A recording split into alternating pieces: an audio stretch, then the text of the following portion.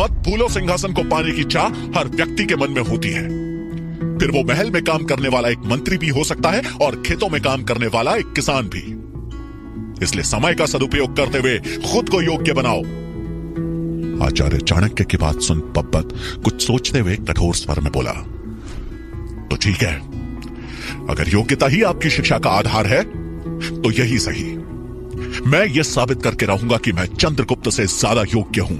यह कहकर पब्बत तेज कदमों से चाणक्य के कक्ष से बाहर निकल गया। उसके जाते ही चाणक्य खुद से बात करते हुए बोले, मेरे लक्ष्य में रुकावटें बढ़ने लगी हैं और आगे आने वाला सफर किसी बड़े तूफान से कम नहीं होने वाला। अपने प्रण को पूरा करना है तो अब हर कदम फूंक फूंक के रखना होगा। यह कहकर चाणक्य ने अपनी खुले शिखा के बालों को स्पर्श किया, जो नंद वंश के विनाश के लिए की गई उनकी प्रतिज्ञा की निशानी थे। इधर मगध की राजधानी पाटलिपुत्र में अपने पुत्र को खो बैठी मुरा बेसुध सी राजमहल के बाहर आ पहुंची। महल की दासियों को महल से बाहर जाने की सख्त मनाही थी, लेकिन पुत्र की चिंता भला कहां मुरा को रोक पाती। अपने पुत्र से मिलने के लिए मुरा ने यह अपराध भी कर डाला था। बेसुध सी मुरा महल में प्रवेश कर गलियारे से होते हुए सेवक आवास की तरफ बढ़ ही रही थी कि तभी पीछे से अमात्य की आवाज गूंजी। रुको! अमात्य की आवाज सुन मानो मुरा को होश आया कि उसने कितनी बड़ी भूल कर दी थी। वो पीछे मुड़ी तो सामने अमात्य तेज कदमों से उसकी तरफ चले आ रहे थे। अब मुरा ने घबराते हुए उन्हें तुरंत प्रणाम किया। अमात्य उसके पास आक्रोधित स्वर में बोले, तुम कहां से आ रही हो? मुरा अपना सर झुकाए हिचकिचाते हुए बोली, मैं वो रसोई गृह से। ये सुनते ही अमात्य की त्योरियां चढ़ गई। वो क्रोधित होते हुए बोले, झूठ झूठ बोल रही हो तुम। मैंने खुद तुम्हें देखा है महल में बाहर से आते हुए। ये सुन मुरा सन्न रह गई। उसे समझ में नहीं आया कि अब वो क्या करे। अमात्य क्रोध में गरजते हुए बोले, तुम्हें मालूम है ना दासियों का महल से बाहर जाना मना है? फिर क्यों गई थी बाहर? बताओ, किसने अनुमति दी तुम्हें महल से बाहर जाने की? मुरा अंदर से जैसे कांपने से लगी। उसे अब कोई जवाब नहीं सूझ रहा था, लेकिन तभी एक जोरदार आवाज गूंजी। मैंने। अमात्य और मुरा ने आवाज की दिशा में देखा तो मंत्री शंभुनाथ एक तरफ से चले आ रहे थे। वो अमात्य के पास आकर बोले, इसे मैंने अपने एक निजी कार्य से बाहर भेजा था। ये सुनते ही अमात्य की आंखों में क्रोध उतर आया। वो शंभुनाथ के ठीक सामने खड़े होकर उनकी आंखों में आंखें डालकर बोले, आप ऐसा कैसे कर सकते हैं? क्या आप महल के नियमों को भूल चुके हैं? मंत्री शंभुनाथ ने बिना डरे चेहरे पे मुस्कान लिए सरल आवाज में उत्तर दिया, मैं महल के नियमों को नहीं भूला हूं, लेकिन आप शायद भूल रहे हैं कि मैं भी एक राज्य मंत्री हूं और एक मंत्री होने के नाते इतना अधिकार तो मुझे भी है कि मैं दास दासियों का उपयोग अपने निजी कार्यों के लिए कर सकता हूं। अमात्य ने शंभुनाथ से इस तरह के उत्तर की आशा नहीं की थी। क्रोध में उन्होंने एक बार शंभुनाथ की ओर देखा और वहां से चले गए। वहीं मुरा करुणा भरी दृष्टि से मंत्री शंभुनाथ को देख रही थी, जिन्होंने उसे अमात्य के क्रोध से बचा लिया था। शंभुनाथ उसे जाने का इशारा कर वहां से अपने कक्ष की तरफ निकल गए। एक ओर जहां मुरा अपने पुत्र की चिंता में लगभग पागल हो रखी थी, वहीं दूसरी ओर वीरसेन द्वारा सभी छात्रों के सामने चंद्रगुप्त का उसके अस्तित्व को लेकर सवाल उसे अंदर ही अंदर खाए जा रहा था। शाम हो चुकी थी। आसमान में हल्का हल्का अंधेरा होना शुरू हो गया था। चंद्रगुप्त अकेला तक्षशिला के मैदान में आकर बैठा हुआ था। वो एकटक भीगे नेत्रों से उस निर्जन मैदान को देख रहा था। वीरसेन के शब्द अभी भी उसके कानों में गूंज रहे थे। उसके मन को बार बार एक ही सवाल कचोट रहा था कि आखिर उसकी मां कौन है। उसने क्रोध में आसमान की तरफ देखा और रुआंसे स्वर में चिल्लाते हुए बोला, हे ईश्वर, मुझे किसने जन्म दिया है? कौन है मेरी जननी? मुझे उससे मिलना है। ये कहते कहते वो चुप हो गया। उसके होंठ कांपने लगे। उसके हृदय में भरा दर्द आंसुओं के रूप में आंखों से बह निकला। तभी किसी ने उसके सर पर हाथ रखा। चंद्रगुप्त ने सर उठाकर देखा तो आचार्य चाणक्य बड़े प्यार से उसे देख रहे थे। चंद्रगुप्त रोते रोते बोला, आचार्य, क्या मैं कभी अपने माता पिता से मिल पाऊंगा? क्या मैं कभी जान पाऊंगा कि मैं किसका पुत्र हूं? चाणक्य चंद्रगुप्त के मन में चल रही दुविधा को समझ चुके थे। वो उसे समझाते हुए बोले, निराशा और नकारात्मक विचार कभी किसी प्रश्न का उत्तर नहीं हो सकते। इस दुनिया में कुछ भी असंभव नहीं है। यदि तुम्हें खुद पर और ईश्वर पर विश्वास है तो एक दिन तुम अपने माता पिता से भी अवश्य मिल पाओगे। यह सुनकर चंद्रगुप्त परेशान सा बोला, लेकिन कैसे? और मैं ईश्वर पर कैसे विश्वास करूं जिन्होंने बचपन में ही मुझे मेरी मां से दूर कर दिया? आचार्य मुस्कुराते हुए बोले, चंद्रगुप्त, संसार में जो कुछ भी होता है अच्छे के लिए ही होता है। ईश्वर ने तुम्हें अगर तुम्हारे माता पिता से अलग किया है तो इसका भी कोई बड़ा कारण होगा। अवश्य ही ईश्वर ने तुम्हारे लिए कुछ अच्छा सोचा होगा। हम अक्सर भगवान से वो मांगते हैं जो हमें चाहिए होता है, लेकिन भगवान हमें वही देता है जो हमारे लिए सही होता है। चाणक्य की गहरी बातों ने चंद्रगुप्त को मौन कर दिया। वो ध्यान से उनकी बातें सुनने लगा। आचार्य आगे बोले, याद करो, जब तुम एक गुलामी का जीवन जी रहे थे तब कभी तुमने सोचा था कि तुम तक्षशिला में आकर शिक्षा ग्रहण कर पाओगे? पर ऐसा हुआ ना। और ऐसा तभी संभव हो पाया जब मैंने तुम्हें उस जंगल में देखा। यदि उस समय तुम अपने माता पिता या किसी अन्य परिजन के साथ होते तो संभवतः तुम मुझे कभी नहीं मिल पाते और ना मैं तुम्हें कभी तक्षशिला लेकर आ पाता, है ना? चाणक्य की बात पर चंद्रगुप्त ने हामी भरी। चंद्रगुप्त, मायूस होने से अच्छा है कि तुम अपने भीतर एक उम्मीद जिंदा रखो कि जिस दिन, जिस पल तुम तक्षशिला से शिक्षा पूरी करके निकलोगे, तुम अपने माता पिता को खोजने का प्रयास करोगे।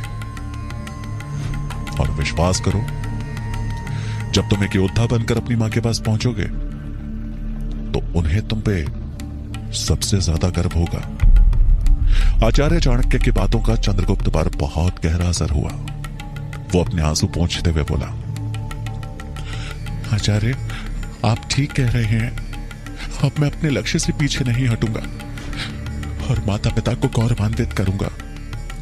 जहां चंद्रगुप्त के चेहरे पर आत्मविश्वास था तो वहीं चाणक्य के चेहरे पर संतोष का भाव था। इधर मगध के राजमहल में शंभुनाथ अपने कक्ष में बैठे थे। तभी मुरा ने उनके कक्ष के बाहर आते हुए अंदर प्रवेश करने की अनुमति मांगी। अनुमति मिलते ही मुरा शंभुनाथ के सामने आ उन्हें प्रणाम करते हुए बोली, महामंत्री जी, आपने मेरी सहायता की, उसके लिए आपका बहुत बहुत धन्यवाद। क्षमा चाहती हूं, लेकिन क्या मैं आपकी इस तरह मदद करने का कारण जान सकती हूं? यह सुनकर शंभुनाथ हल्की मुस्कुराहट के साथ बोले, मदद सिर्फ कारण जानकर नहीं की जाती। यह तो मानव धर्म है कि मुसीबत में पड़े व्यक्ति की हर संभव मदद करनी चाहिए, जब तक कि वो कोई बड़ा अपराधी ना हो। शंभुनाथ के विचार सुनकर मुरा उनसे प्रभावित होते हुए बोली, लेकिन फिर भी मैं एक साधारण दासी हूं। तब शंभुनाथ गंभीर होते हुए बोले, तुम भले ही साधारण हो, लेकिन जिस कार्य के लिए तुम महल से बाहर गई थी वो कार्य अवश्य ही असाधारण रहा होगा, वरना तुम अपने प्राणों को यूं संकट में न डालती। मुरान की बात पे सहमति जताते हुए बोली, जी मंत्री जी। शंभुनाथ उत्सुक स्वर में बोले, क्या मैं तुम्हारे महल से इस तरह बाहर जाने का कारण जान सकता हूं? यह सुन मुरा की आंखों से आंसू छलक आए। वो रोंधे गले से बोली, मेरा पुत्र। क्या हुआ तुम्हारे पुत्र को? शंभुनाथ ने हैरानी में पूछा। मुरा खुद को संभालते हुए बोली, राजमहल में दासी बनने से पहले मैं अपने पुत्र को अपने संबंधियों के यहां छोड़ आई थी, लेकिन आज जब मैं उससे मिलने पहुंची तो पता चला उन्होंने उसे बेच दिया। यह सुनकर शंभुनाथ अचंभित रह गए। बेच दिया? वो भला ऐसा कैसे कर सकते हैं? शंभुनाथ अवाक से बोले। मुराद चिंतित स्वर में बोली, मैंने भी उनसे यही कहा तो कहने लगे कि अगर तुम्हें उसकी इतनी ही चिंता थी तो हमारे सर क्यों मड़कर गई थी? मेरी ही गलती है, मुझे अपने पुत्र को खुद से अलग करना ही नहीं चाहिए था। ये कहते कहते मुराद रोने लगी। उसकी हालत देख मंत्री शंभुनाथ का हृदय पिघल गया। वो उसे हिम्मत देते हुए बोले, अच्छा रोना बंद करो। क्या हुआ जो उन्होंने तुम्हारे पुत्र को बेच दिया? तुम उसकी खोज करो, हो सकता है वो तुम्हें जल्द ही मिल जाए। शंभुनाथ की बात सुनकर मुरा खुद को संभालते हुए बोली, आप सही कह रहे हैं, क्या मैं आपसे एक और सहायता मांग सकती हूं? शंभुनाथ बोले, अवश्य, कहो मैं तुम्हारी क्या सहायता कर सकता हूं। तब मुरा हाथ जोड़ते हुए बोली, आप बस मुझे मेरे पुत्र को खोजने में मेरी सहायता कर दीजिए, मैं जीवन भर आपकी ऋणी रहूंगी। शंभुनाथ कुछ सोचते हुए बोले, मुझे अपने पुत्र के बारे में कुछ बताओ। तुमने उसे कहां छोड़ा था और उसका नाम क्या है और वो कैसा दिखता है? तब मुरा थोड़ा उत्साह में बोली, पाटलिपुत्र से 50 योजन दूर एक गांव है जो तक्षशिला जाने वाले मार्ग पे पड़ता है। मैंने उसे वही छोड़ा था। मेरा पुत्र दिखने में कुछ कुछ मेरी ही शक्ल का है, गोरा रंग और चंद्रमा के समान चंचल। मेरा पुत्र चंद्रगुप्त। जिस पल मुराद चंद्रगुप्त का नाम ले रही थी उसी पल एक सैनिक ने कक्ष में प्रवेश किया और उन्हें प्रणाम करते हुए बोला, महामंत्री जी, एक आवश्यक कार्य के लिए महाराज धनानंद ने आपको याद किया है। सैनिक की तेज आवाज के बीच शंभुनाथ चंद्रगुप्त का पूरा नाम नहीं सुन पाए, उन्हें सिर्फ चंद्र ही सुनाई दिया। वो सैनिक की तरफ देखते हुए बोले, तुम चलो, मैं आता हूं। और फिर मुरा की तरफ मुड़कर वो उसे भरोसा दिलाते हुए बोले, मुझसे जो भी बन पड़ेगा तुम्हारे पुत्र को खोजने के लिए मैं करूंगा। अब तुम निश्चिंत होकर महल में जाकर अपना कार्य करो। मुरा शंभुनाथ का आभार व्यक्त कर वहां से चली गई। वो अब थोड़ा निश्चिंत थी। उसे विश्वास था कि शंभुनाथ चंद्रगुप्त को खोजने में उसकी सहायता अवश्य करेंगे। इधर तक्षशिला में चंद्रगुप्त को आचार्य चाणक्य की बातें सुनकर काफी राहत मिली थी। अपने कक्ष के पास पहुंच जैसे ही उसने अपने कक्ष का द्वार खोला और भीतर प्रवेश किया तो सामने राजकुमार पब्बत को बैठा देख वो चौंक गया। पब्बत की आंखों से अंगारे बरस रहे थे। चंद्रगुप्त को वहां देख पब्बत कर्कश स्वर में बोला, आओ सम्राट चंद्रगुप्त, आओ। बहुत देर से मैं तुम्हारी प्रतीक्षा कर रहा हूं। आज हम ये फैसला करके रहेंगे कि हम दोनों में सम्राट बनने के लिए कौन ज्यादा योग्य है। चंद्रगुप्त हैरानी से पब्बत को देख रहा था, जिसके नथुने क्रोध के कारण फूल रहे थे। आखिर पब्बत के मन में चल क्या रहा था? चंद्रगुप्त हैरानी से पब्बत को देख रहा था, जिसके नथुने क्रोध के कारण फूल रहे थे। उसे देखकर ऐसा लग रहा था मानो कोई भूखा भेड़िया बड़ी देर से अपने शिकार की प्रतीक्षा कर रहा हो। चंद्रगुप्त को पब्बत का इस तरह उस पर क्रोध करना ठीक नहीं लगा। इससे पहले कि वो पब्बत से कुछ पूछ पाता या उसे समझा पाता, पब्बत अपने स्थान से उठा और घात लगाए जानवर की तरह उस पर टूट पड़ा। अपने ऊपर अचानक हुए हमले से चंद्रगुप्त संभल नहीं पाया और लड़खड़ा कर नीचे गिर पड़ा। उसके नीचे गिरते ही पब्बत फुर्ती से उसके ऊपर बैठ गया और उसके चेहरे पर एक जोरदार वार किया। चंद्रगुप्त के मुंह से एक आह निकल गई। पब्बत उसे उकसाते हुए बोला, क्या हुआ सम्राट, दर्द हो रहा है? मुझे भी हो रहा है। यहां अपने हृदय की ओर इशारा करते हुए पब्बत बोला, जब से पता चला है कि आचार्य चाणक्य तुम्हें सम्राट बनाना चाहते हैं, अब मुझसे युद्ध करो, नहीं तो जाकर कह दो आचार्य से कि तुम सम्राट बनने योग्य नहीं हो। पब्बत को देखकर ऐसा लग रहा था मानो चंद्रगुप्त उसका जन्म जन्मांतर का दुश्मन हो। इस बीच वहां हो रहे शोर को सुनकर छात्रावास के सभी छात्र वहां एकत्रित हो गए। पब्बत को चंद्रगुप्त पर यूं पागलों की तरह वार करता देख सारे छात्र हैरान थे, जबकि वीरसेन और उसके मित्रों को इस लड़ाई को देखने में सबसे ज्यादा आनंद आ रहा था। चंद्रगुप्त समझ चुका था कि पब्बत के सिर पर खून सवार है, इसलिए अब उसे उसके वारों का जवाब देना ही होगा। पब्बत के अगले वार को चंद्रगुप्त ने एक हाथ से हवा में ही रोक लिया। और दूसरे हाथ से उसकी छाती पे इतना तेज प्रहार किया कि वो छिटक कर दीवार से जा टकराया। लेकिन पप्पत ने हिम्मत नहीं हारी और वो दुगनी शक्ति से चंद्रगुप्त पे वार करने के लिए आगे बढ़ा। चंद्रगुप्त के मन में पप्पत के लिए आदर और सम्मान समाप्त हो चुका था और दोनों एक योद्धा की तरह आमने सामने थे। देखते ही देखते दोनों के बीच भयंकर द्वंद्व युद्ध छिड़ गया। चंद्रगुप्त पप्पत पर भारी पड़ने लगा था। अगले ही पल पप्पत की गर्दन चंद्रगुप्त के हाथों में थी और इससे पहले कि वो उसकी गर्दन पर अपना अगला वार करता, किसी ने चंद्रगुप्त के हाथों में छड़ी से तेज प्रहार किया। चंद्रगुप्त की पकड़ ढीली हो गई। मौका पाकर पप्पत ने खुद को उसकी पकड़ से आजाद करा लिया और उस पर पलटवार करने के लिए झपटा, लेकिन तभी छड़ी का अगला वार उसके हाथों पे हुआ। दोनों ने छड़ी मारने वाले की तरफ देखा तो सामने आचार्य श्वेतांक खड़े थे। उन्हें देखते ही दोनों ने लड़ना बंद कर दिया और अपना सर झुका आचार्य के सामने खड़े हो गए। आचार्य श्वेतांक उन दोनों को डांटते हुए ऊंचे स्वर में बोले, क्या तुम दोनों ये भूल चुके हो कि इस वक्त तुम दोनों तक्षशिला के छात्रावास में हो? यदि तुम दोनों को युद्ध करने की इतनी इच्छा है तो जाओ, जाकर छात्रावास के बाहर लड़ो। यहां का वातावरण खराब करने की कोई आवश्यकता नहीं है।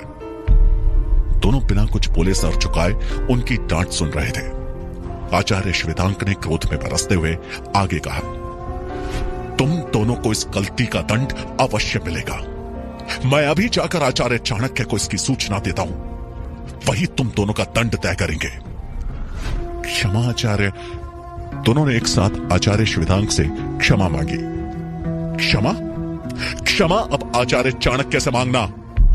ये कहते हुए आचार्य श्वेतांक वहां से जाने लगे, लेकिन जाते जाते वो फिर से उनकी ओर मुड़े और बोले, अगर अब दोबारा तुम दोनों ने किसी भी प्रकार की ओछी हरकत की तो अपना निष्कासन पक्का समझना। याद रहे, कोई तुम्हें बचा नहीं पाएगा। आचार्य श्वेतांक के वहां से जाते ही पप्पत चंद्रगुप्त को आंखें दिखाते हुए बोला, आज तो तुम बच गए, लेकिन ज्यादा दिनों तक नहीं बच पाओगे। ये लड़ाई अधूरी रही, लेकिन जल्द ही मैं इसे समाप्त करूंगा। यह कहकर पप्पत वहां से चला गया। इस बीच बाकी छात्र भी अपने कक्ष की ओर जाने लगे। चंद्रगुप्त वहां खड़ा हैरान था कि यह सब अचानक क्या हो गया, लेकिन वीरसेन इस घटना को देख मन ही मन मुस्कुरा रहा था, क्योंकि उसकी नजर में चंद्रगुप्त का एक और शत्रु तक्षशिला में आ चुका था। इधर मगध की राजधानी पाटलिपुत्र में चंद्रगुप्त की याद में मुरा बेसुध हालत में राजमहल के अपने दैनिक कार्य निपटा रही थी। वो महल की फर्श को साफ कर रही थी, लेकिन उसका सिर्फ शरीर पाटलिपुत्र में था। आत्मा तो कहीं और ही भटक रही थी। उसे रह रहकर अपने पुत्र चंद्रगुप्त की चिंता सता रही थी। जाने कहां होगा मेरा चंद्र, कैसा होगा? हे महादेव, कहां खोजूं मैं अपने बच्चे को? वो जहां भी हो उसकी रक्षा करना महादेव, उसकी रक्षा करना। वो मन ही मन भगवान से अपने पुत्र के लिए विनती किए जा रही थी। वो अपने पुत्र की चिंता में इतना ज्यादा खोई हुई थी कि उसे ध्यान ही नहीं रहा कि महल के जिस गलियारे को वो साफ कर रही है, राजा धनानंद उसी गलियारे से गुजर रहे हैं। मुरा की पीठ राजा धनानंद की ओर थी, इसलिए वो उन्हें देख नहीं पाई। धनानंद मदिरा के नशे में चूर गिरते पड़ते उस गलियारे से गुजरते हुए अपने कक्ष की ओर बढ़ रहे थे। उन्हें भी वहां पे सफाई करती हुई मुरा दिखाई नहीं दी। धनानंद जब मुरा के बिल्कुल समीप आ पहुंचे, तभी मुरा काम खत्म करके अपनी जगह से अचानक उठी और उसकी टक्कर राजा धनानंद से हो गई। धनानंद लगभग गिरते गिरते बचे। महाराज धनानंद को सामने देख मुरा घबरा गई। डर के मारे उसका शरीर कांपने लगा। उसने तुरंत अपना चेहरा ढक लिया और क्षमा मांगते हुए बोली, महाराज मुझे क्षमा कर दीजिए, मुझसे बहुत बड़ी भूल हो गई जो मैंने आपको देखा नहीं। धनानंद की आंखें गुस्से से लाल हो गई और वो क्रोध में बरसते हुए बोले, नीच औरत, तुझे इतना भी दिखाई नहीं देता कि कौन यहां से गुजर रहा है? मुझसे टकराने की हिम्मत भी कैसी हुई तेरी? मुरा का पूरा शरीर डर से कांप रहा था। वो एक बार फिर क्षमा मांगते हुए कांपते स्वर में बोली, मुझे क्षमा कर दीजिए महाराज, क्षमा कर दीजिए। तभी धनानंद की नजर एक सुंदर नर्तकी पर पड़ी जो उनके कक्ष के द्वार पे खड़ी जैसे उनका ही इंतजार कर रही थी। नशे में चूर धनानंद मुरा को एक जोर का धक्का मारते हुए हल्की मुस्कुराहट के साथ उस नर्तकी की तरफ बढ़ गए। धक्का लगने से मुरा जमीन पर गिर गई, लेकिन धनानंद के क्रोध से बच उसने राहत की सांस ली। उसकी आंखों से आंसू निकल आए। दीवार के सहारे बैठकर वो मन ही मन बोली, पुत्र चंद्रगुप्त, तुम कहां हो? बस एक बार तुम मुझे मिल जाओ, फिर हम दोनों इस मगध साम्राज्य से कहीं दूर चले जाएंगे। पुत्र वियोग की पीड़ा अब मुरा के लिए दिन प्रतिदिन असहनीय बनती जा रही थी। जहां मुरा अपने पुत्र से मिलने के लिए व्याकुल थी, वहीं चंद्रगुप्त की सच्चाई जानने के लिए मालकेतु भी बहुत व्याकुल हो रहा था। लेकिन उससे ज्यादा वो ये जानने के लिए व्याकुल था कि कहीं राजहंस कहीं कोई खेल तो नहीं खेल रहा है। मालकेतु इसी उधेड़बुन में आचार्य गजानन के कक्ष में आ पहुंचा और उन्हें प्रणाम करते हुए संशय भरे स्वर में बोला, आचार्य, आप कुछ भी कहें, लेकिन मुझे राजहंस की बातों पर विश्वास नहीं है। उसकी बात सुनकर गजानन स्वर ऊंचा करते हुए बोले, तुम बेकार ही उस पर संदेह कर रहे हो। वो मेरा बहुत अच्छा और विश्वास पात्र सेवक है। मैंने तुमसे पहले ही कहा था कि अगर संदेह है तो प्रमाण प्रस्तुत कर दो। आचार्य की बात सुन मालकेतु कुछ सोचते हुए बोला, हो सकता है आप सही कह रहे हो, लेकिन कुछ तो है जो वो हमसे छिपा रहा है। रही बात प्रमाण की, तो मैं उससे मिलने उसके कक्ष में गया था, लेकिन वहां के हाल देख समझ आ रहा था कि राजहंस विश्राम करने के बजाय कहीं और ही है। ये सुनकर आचार्य गजानन तंज कसते हुए बोले, तक्षशिला तुम्हारी सोच से बहुत बड़ा है मालकेतु। यहां कक्षों की कमी नहीं है, वो किसी और कक्ष में भी तो आराम कर सकता है। क्या तुमने उसे सभी कक्षों में खोजा?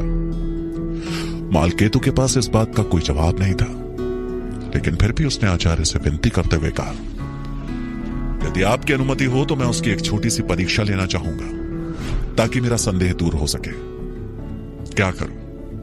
हूं तो एक सैनिक ही, आदत से मजबूर हूं। सहज ही किसी पर विश्वास नहीं होता मुझे। मालकेतु की बात सुन आचार्य गजानन मन ही मन सोचने लगे, ये अगर इतना जोर दे ही रहा है तो राजहंस की परीक्षा लेने में कोई बुराई नहीं है। इससे इसका संदेह भी मिट जाएगा और राजहंस की मेरे प्रति वफादारी भी प्रमाणित हो जाएगी। पर अगर इसका संदेह सही निकला तो? अभी आचार्य गजानन सोच ही रहे थे कि तभी मालकेतु की दृष्टि द्वार पे पड़ी। उसने राजहंस को कक्ष की ओर आते हुए देख लिया। जैसे ही राजहंस कक्ष के द्वार पे पहुंचा, मालकेतु आचार्य गजानन से इस तरह बातें करने लगा जैसे कि कोई बहुत ही महत्वपूर्ण सूचना दे रहा हो। आचार्य गजानन उसका इशारा समझ चुके थे। मालकेतु धीरे से किंतु राजहंस को सुनाते हुए आचार्य गजानन से कहने लगा, यह बात 100% सत्य है आचार्य। मेरी सूचना मिलने के बाद मगध से एक तीरंदाज तक्षशिला के लिए निकल चुका है। वो कल सवेरे तक्षशिला में होगा और कल सुबह ही जब चाणक्य स्नान के लिए नदी में जाएगा तो फिर वहां से वापस लौट कर नहीं आएगा। कक्ष के द्वार पे खड़े राजहंस ने जब यह सुना तो उसके कान खड़े हो गए। उसने कक्ष के भीतर प्रवेश किया और आचार्य गजानन का अभिवादन करते हुए बोला, प्रणाम आचार्य। राजहंस की तरफ देखकर आचार्य गजानन ने इस प्रकार व्यवहार किया जैसे उन्हें उसके आने का आभास ही ना हुआ हो। वो बोले, अरे राजहंस, तुम कब आए? राजहंस बोला, बस अभी अभी। और उसके बाद उसने मुस्कुराकर मालकेतु की तरफ देखा। मालकेतु भी राजहंस को देखकर आंखों में विनम्र भाव लाते हुए मुस्कुरा उठा। वो बोला, आओ राजहंस, बैठो। क्या सूचना लाए हो? राजहंस बोला, कुछ नहीं, बस आचार्य से आज दिन भर जो भी कार्य करने हैं उनकी जानकारी लेने आया था। ये कहकर राजहंस आचार्य गजानन के सामने बैठ गया और उनसे आज किए जाने वाले कार्यों की जानकारी लेने लगा। राजहंस उनके सामने इस प्रकार व्यवहार कर रहा था जैसे उसने उन दोनों की बातें सुनी ही ना हो, लेकिन आचार्य को मारने की उनकी बात उसके कानों में गूंज रही थी। वो अंदर से बेचैन था। वहीं मालकेतु राजहंस के मन में चल रही उधेड़पुन को भांप रहा था। वो मन ही मन मुस्कुरा रहा था क्योंकि उसने अपनी चाल चल दी थी। अब देखना यह था कि राजहंस पे उसका संदेह सही है या गलत। इधर तक्षशिला के सेवा कक्ष में चंद्रगुप्त बैठा अपने घावों को देख रहा था कि तभी सुकेतु बनी सुकन्या एक कटोरी में लेप लेकर आई और उसे चंद्रगुप्त के घावों पे लगाने लगी। घावों पर लेप लगते ही चंद्रगुप्त दर्द से करहा उठा। ये देख सुकन्या बोली, ये बहुत ही उपयोगी औषधि है। थोड़ा दर्द होगा लेकिन इससे तुम्हारे घाव बहुत जल्दी भर जाएंगे। सुकन्या की बात सुन चंद्रगुप्त मायूस सा बोला, ये घाव आज नहीं तो कल भर ही जाएंगे, लेकिन उन घावों का क्या जो मेरे हृदय पर हुए हैं।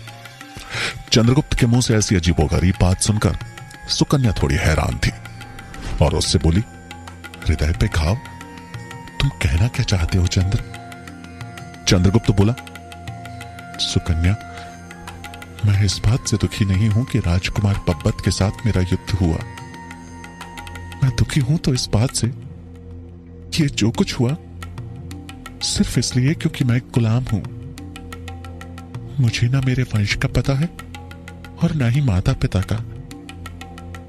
मुझ जैसा इंसान क्या ही सपने देख या साकार कर सकता है। ये कहते कहते चंद्रगुप्त उदास हो गया। सुकन्या उसकी स्थिति समझ चुकी थी। सुकन्या आश्चर्य से बोली, तो इसमें तुम्हारी क्या गलती? क्योंकि तुम्हें अपने वंश का पता नहीं, इसका ये मतलब तो नहीं कि तुम योग्य नहीं हो या फिर तुम सपने नहीं देख सकते।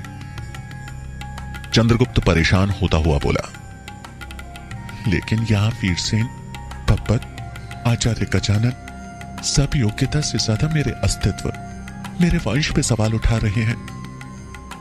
आज तक्षशिला के लोग मेरे अस्तित्व पे प्रश्न उठा रहे हैं। कल बाहर के लोग भी यही सवाल करेंगे, तब मैं क्या करूंगा? सुकन्या चंद्रगुप्त की ओर देखते हुए बोली, इसमें निराश होने वाली कौन सी बात है? हमारे पास भले ही तुम्हारे माता पिता नहीं, लेकिन एक उम्मीद तो है कि वो लोग जिंदा हैं। वो आज नहीं तो कल तुम्हारे साथ हो सकते हैं। पर मेरे बारे में सोचो। कहते कहते सुकन्या अचानक से रुक गई। उसकी आंखें अपने माता पिता को याद करते हुए भर आई। खुद को संभालते हुए सुकन्या आगे बोली, मैं तो कभी अपने माता पिता से मिल भी नहीं पाऊंगी। यह कहकर उसने चंद्रगुप्त की ओर देखा। चंद्रगुप्त को अब समझ आया कि सुकन्या का दुख तो उससे कहीं बड़ा है। वो उसकी तरफ देख कुछ सोचते हुए बोला, तुम सही कह रही हो सुकन्या, मेरा दुख तुम्हारे दुख के सामने कुछ भी नहीं। मुझे क्षमा कर दो, मैंने अनजाने में एक बार फिर तुम्हारे घावों को कुरेद दिया। उसकी बात सुनकर सुकन्या अपने आंसू पोंछते हुए बोली, ऐसा कुछ नहीं है चंद्र, बस तुम उम्मीद मत छोड़ना।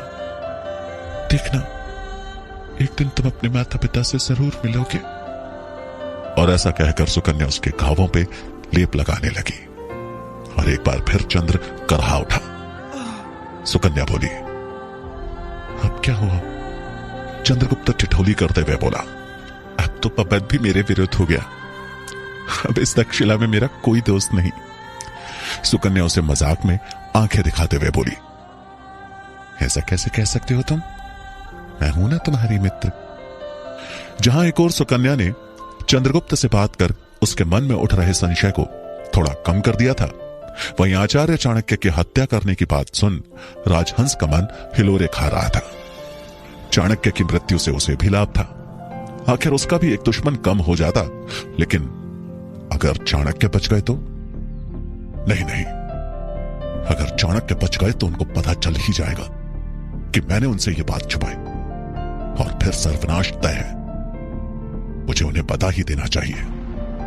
मन ही मन सोचते हुए अब राजहंस तेज कदमों से आचार्य चाणक्य के कक्ष की तरफ बढ़ गया। उसने आचार्य चाणक्य के कक्ष में प्रवेश किया तो देखा कि वो वहां नहीं थे। राजहंस खुद में ही बोला, आचार्य कहां जा सकते हैं? मुझे जल्द ही उनको खोज उन तक ये सूचना पहुंचानी होगी कि उनके प्राण संकट में हैं। यह निश्चय करते हुए राजहंस उनके कक्ष से बाहर निकला तो सामने सूरजमल दिखा। राजहंस को आचार्य चाणक्य के कक्ष से बाहर आता देख सूरजमल हैरानी में बोला, यहां क्या कर रहे हो? राजहंस तपाक से बोला। मैं आचार्य चाणक्य को अगली कहानी के लिए बने रहें। Thanks for watching.